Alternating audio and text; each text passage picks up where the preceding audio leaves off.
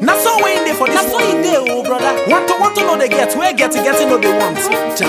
You get where you know they like. Somebody they like. Where you now? I be you want to go. As a prerequisite for the successful implementation of the PICS project in Ghana, several trainers workshops have been organized to sensitize stakeholders about the PICS product and the project as a whole.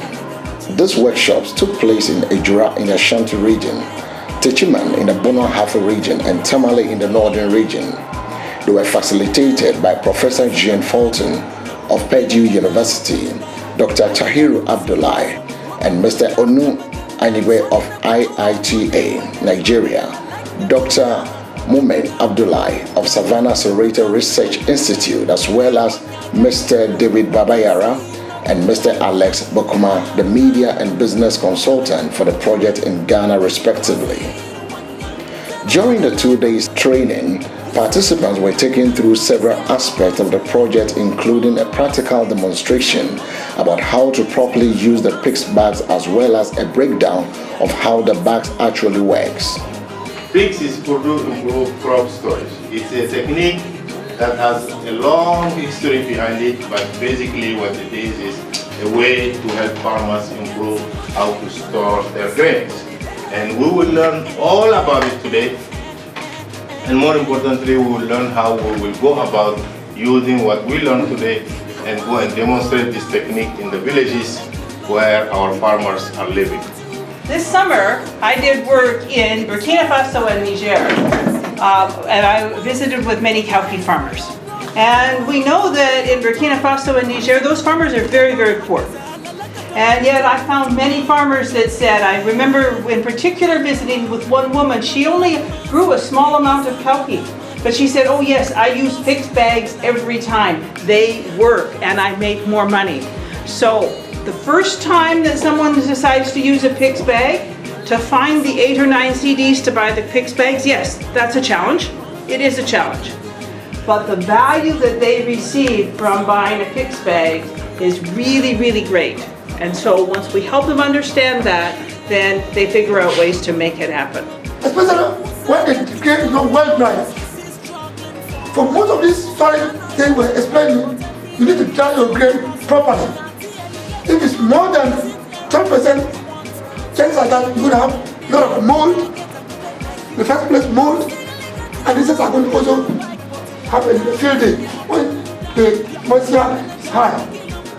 And again, for airtight situation like we're talking about PICS, if you don't dry it properly, you lose not just insects but the mold. So the technology works very well after proper drying. Now you've tested the first quality, the second one is for air tightness. You do it like this.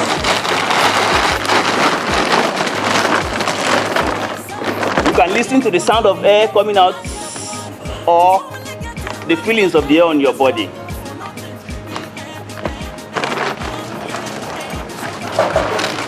It's very important that you follow him. For its insertion. Don't use if the bag is simple, you have to take that real bag. And also make sure your grain is dry. Those are two things.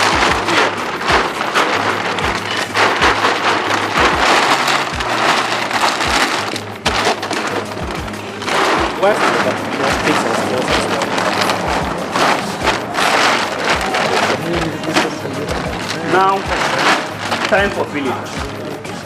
You fold this so that you don't have grains in between the bags. Remember, any grain you have in between the bags is not protected like you are inside. It creates room for insects to come through. If the insect there, you can damage the only layer bag you have inside. So we are set. Can somebody else fill it now? Yeah. She came when we were filling the grain. Oh. What did she miss? First, you need to test to know whether your polythene is the proper one by trying to identify somebody.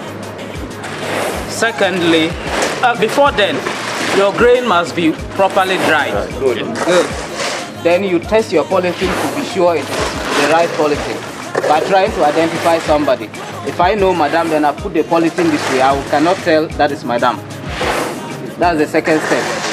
Third step, you try to see if it's airtight. You blow air in it. Maybe just do this way, then you press it to be sure that air does not come out. So you are sure it's airtight. Then thirdly, you pick the grain. I mean, you fill one of the polythene, just little. Put it in the second polythene. Then put the two in the sack. Then you just fold it as it is here. Then you start filling. Okay. But as you fill, you make sure you shake it to let the air come out. Now it is time for tying. You tie one by one, one after the other. You don't tie them together. That's one of the most common mistakes in farming for the first time. People think that you can take the two things and tie them together. If you do it, that's a big mistake. You are not doing it airtight. Remember, the first bag is the one doing the trick. The second one is really an extra insurance that you are giving yourself. If you tie them together, you lose the insurance because they are not together. You might find one insect that is tough enough to break the first bag. The second bag is there to protect you extra insurance. Now, you press in to remove the pockets of air. You compress the grain so that the pocket of air can go. Don't tie with the grains in between where you are putting the rope. Now we are there. Tie at the base.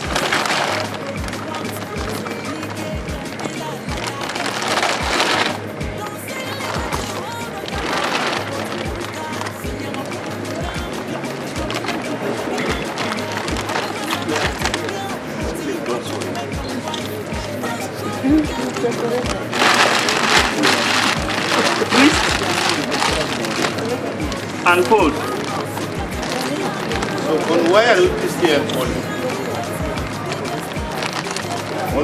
Sir? Why do we need to twist and fold? You twist to create more blockage for air. Now we are here, you tie. This is okay. So, related to her observation, this is also a bag.